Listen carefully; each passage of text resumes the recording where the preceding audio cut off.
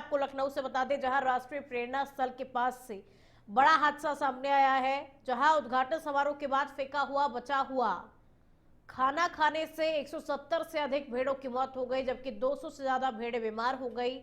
भेड़ों के मालिक का आरोप है कि दुबग्गा क्षेत्र में राष्ट्रीय प्रेरणा स्थल के उद्घाटन के दौरान बनाई गई पार्किंग में कार्यक्रम के बाद सड़ा हुआ खाना फेंका गया था, जिससे भेड़ों ने खा लिया। इसके बाद उनकी हालत अचानक से बिगड़ने लगी और एक के बाद एक भेड़े गिरती हुई चली गई। घटना से इलाके में हड़कंप मच गया। सूचना मिलते ही प्रशासनिक टीम मौके पर पहुंची और जांच शुरू की गई। मुख्यमंत्री योगी आदित्यनाथ ने मामले का संज्ञान लेते हुए जांच के आदेश दे दिए हैं और प्रत्येक भेड़ के लिए 10,000 रुपए की आर्थिक सहायता की घोषणा भी की है।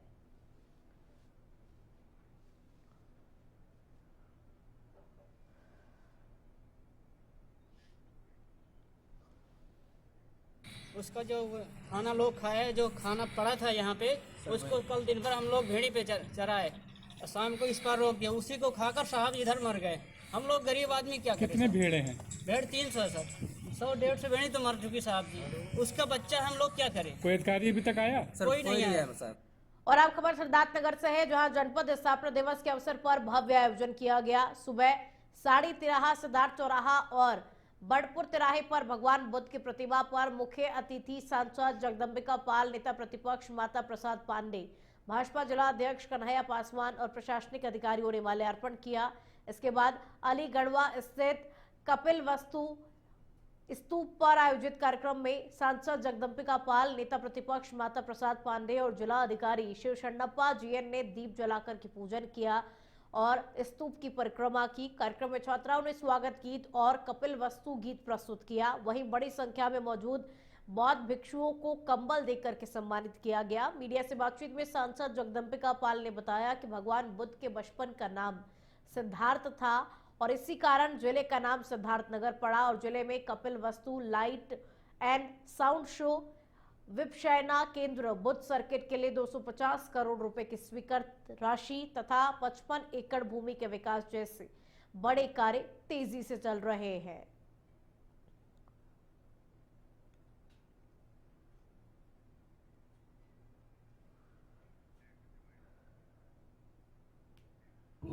ये समारोह नहीं है, बल्कि भगवान गौतम बुद्ध जो इस धरा से, इस धरती से पैदा हो करके और पूरे विश्व को उन्होंने बौद्ध धर्म दिया, जिससे करुणा, ममता, शांति, अहिंसा का संदेश पूरे विश्व में है कि विश्व में किसी भी समस्या का समाधान युद्ध से नहीं है, बल्कि गौतम बुद्ध से।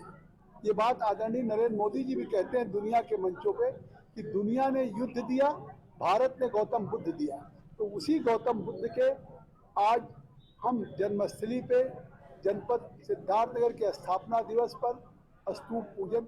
हापुड़ में कानून व्यवस्था को और मजबूत बनाने के उद्देश्य से पुलिस अधीक्षक ने बड़ा प्रशासनिक फेरबदल किया है। एसपी द्वारा जारी आदेश के अनुसार कुल 7 निरीक्षकों के कार्यक्षेत्र में बदलाव किया गया है। नगर कोतवाली प्रभारी देवेंद्र बिष्ट को गढ़ कोतवाली का प्रभारी बनाया गया है, जबकि कपूरपुर थाना प्रभारी विनोद पांडे को नगर कोतवाली की जिम्मेदारी सौंपी गई है। वहीं गढ़ मेला सेल प्रभारी नीरज कुमार को थाना देहात का प्रभारी नियुक्त किया गया है। इसके अलावा पुलिस अधीक्षक कार्यालय में तैनात वाचक रघुराज सिंह को थाना कपूरपुर का नया प्रभारी बनाया गया है। ये फेरबदल जिले में कानून व्यवस्था को सुदृढ़ रखने के लिए किया गया है।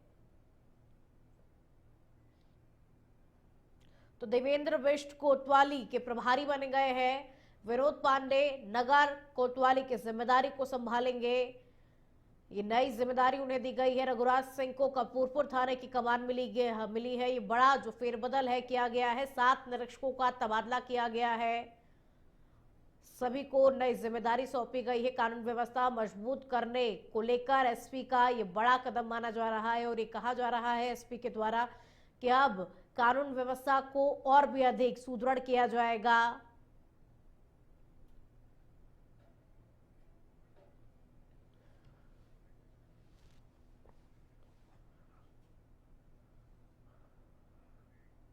और आप खबर सीतापुर से है, जहां हरगांव थाना क्षेत्र में एक सनसनीखेज मामला सामने आया है। गांव पड़सेरा शरीफपुर में जमीनी विवाद को लेकर सगे भाइयों के बीच में कहासुनी इतनी बढ़ गई कि बड़ा भाई छोटे भाई का हत्यारा बन गया। आरोप है कि विवाद के दौरान बड़े भाई ने धारदार बाके से छोटे भाई की गर्दन पर हमला कर दिया, जिससे उसकी मौके पर ही दर्दनाक मौत हो गई। दिन दहाड़े हुई इस हत्या से गांव में हड़कंप मच गया और दहशत का माहौल बन गया। सूचना मिलते ही अरगांव थाना पुलिस मौके पर पहुंची। वहीं एडिशनल एसपी दुर्गेश सिंह और फॉरेंसिक टीम ने घटनास्थल का निरीक्षण किया। पुलिस ने शव का पंचनामा भरकर पोस्टमार्टम के लिए भेज दिया है, जबकि आरोपी भाई वारदात के बाद से ही फरार है, जिसकी तलाश में पुलिस की टीमें दबिश दे रही हैं और मामले की जांच जारी है।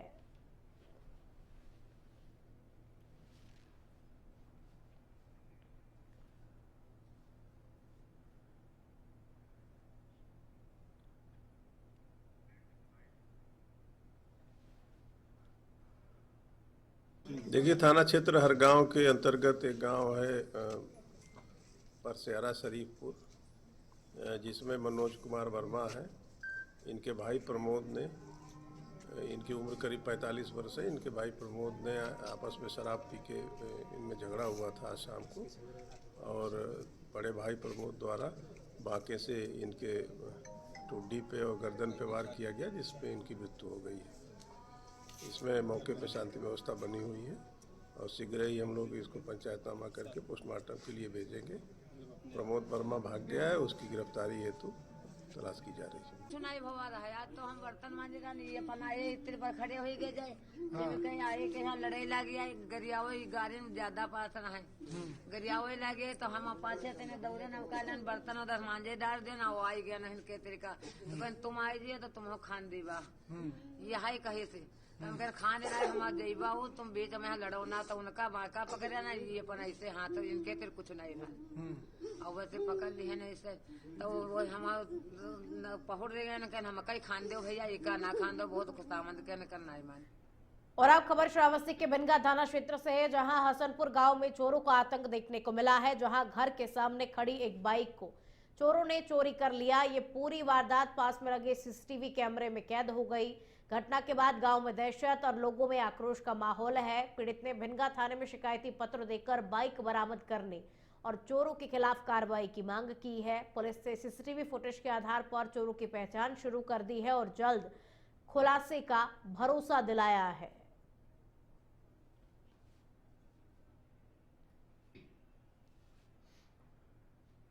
तो घर के सामने खड़ी बाइक पर चोरों ने अपना हाथ साफ कर लिया। सीसीटीवी कैमरे में चोरी की वारदात जो है कैद हो गई। ये वीडियो इस वक्त आपकी टीवी स्क्रीन पर, इस वीडियो में साफ तौर पर देखा जा सकता है कि किस तरीके से एक चोर जो है वो बड़ी ही सफाई के साथ में इस बाइक को चोरी करता हुआ नजर आ रहा है। घर के बाहर एक सीसीटीवी कैमरा लगा हुआ था, जिसमें ये पूरा घटनाक्रम जो है वो रिकॉर्ड हो गया। घर के बाहर ये बाइक खड़ी थी, चोर आया और वहां से चोर ने इस बाइक को चोरी कर लिया। फिलहाल पुलिस इस पूरे मामले को लेकर के जांच पड़ताल कर रही है। चोर का पता लगाने में पुलिस जुटी हुई है। लोगों में आक्रोश भी है, क्योंकि लोग कह रहे हैं कि श्रावस्ती में दिन प्रतिदिन चोरी की वारदात जो है वो बढ़ती जा रही है।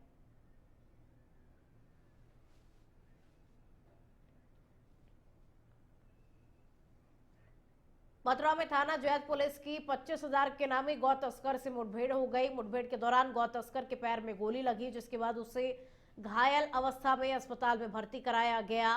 पुलिस ने मौके से एक तमंचा, कारतूस और एक मोटरसाइकिल बरामद की है। पकड़ा गया तस्कर साहुन पुत्र दीनू थाना फिरोजपुर जनपद मेवात का रहने वाला है। बताया जा रहा है कि साहुन अपने गिरोह के साथ सड़कों पर घूमने वाली गाय, बैल और बछड़ों को एकत्र कर गाड़ियों में भरकर कटान के लिए ले जाता था। मथुरा एसएसपी ने आरोपी पर 25,000 रुपए का इनाम घोषित किया था। थाना जैत पुलिस ने धोरेरा के जंगल में मुठभेड़ के बाद उसे गिरफ्तार किया।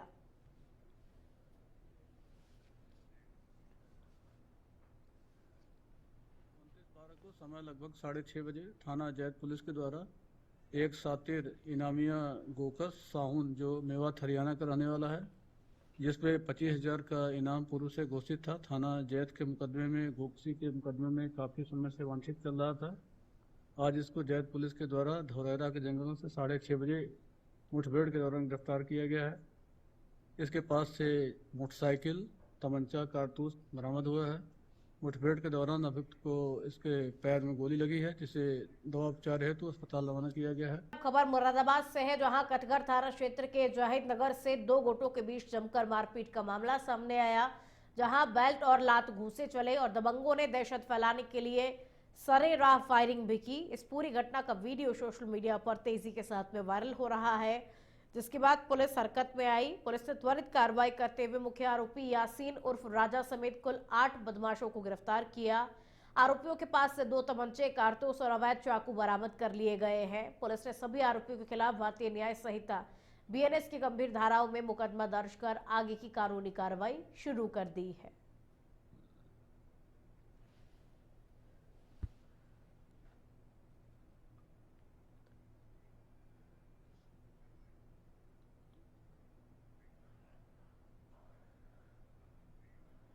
अब खबर कुशीनगर से है, जहां अहिरौली बाजार थाना क्षेत्र के लखीमा गांव में संदिग्ध परिस्थितियों में एक 19 वर्षीय युवती का शव फंदे से लटकता हुआ मिलने से इलाके में सनसनी फैल गई। मृतका की पहचान खुशी के रूप में हुई है, जो अपने नाना के घर पर रह रही थी। घटना की जानकारी मिलते ही परिजन मौके पर पहुंचे, जहां बेटी की मौत से उनका रो रो कर के बुरा हाल हो गया। सूचना पर पहुंची पुलिस ने शव को कब्जे में लेकर आवश्यक कार्रवाई करते हुए पोस्टमार्टम के लिए भेज दिया। फिलहाल पुलिस इस मामले को लेकर के जांच पड़ताल में जुटी हुई है और मौत के कारणों का पता पोस्टमार्टम रिपोर्ट आने के बाद ही चल सकेगा।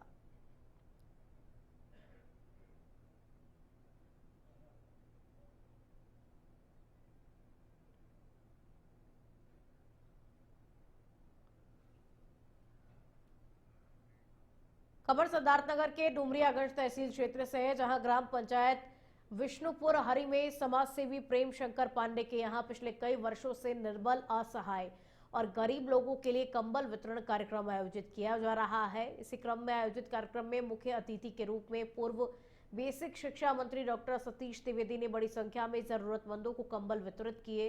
इस दौरान डॉक्टर द्विवेदी ने नेता प्रतिपक्ष माता प्रसाद पांडे पर तीखा हमला करते हुए कहा कि उनका बयान दुर्भाग्यपूर्ण है। उन्होंने आरोप लगाया कि नेता प्रतिपक्ष ने पत्रकारों को लेकर आपत्तिजनक टिप्पणी की, जबकि पत्रकार देश का चौथा स्तंभ है। डॉक्टर द्विवेदी ने कहा कि पत्रकारों पर इस तरह की टिप्पणी करना निंदनीय है और यही नेता प्रतिपक्ष का असली सम्मान दर्शाता है।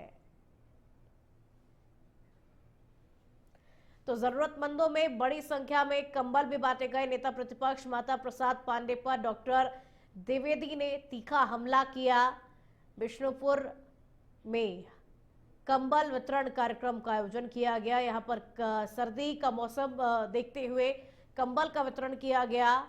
समाज सेवी के यहां वर्षों से सेवा अभियान जो है वो चलता है और इसी तरीके से हर वर्ष सर्दी में कंबल का वितरण किया जाता है। जितने भी जरूरतमंद लोग हैं वो बड़ी संख्या में इकट्ठा होते हैं और उन्हें कंबल दी जाती है।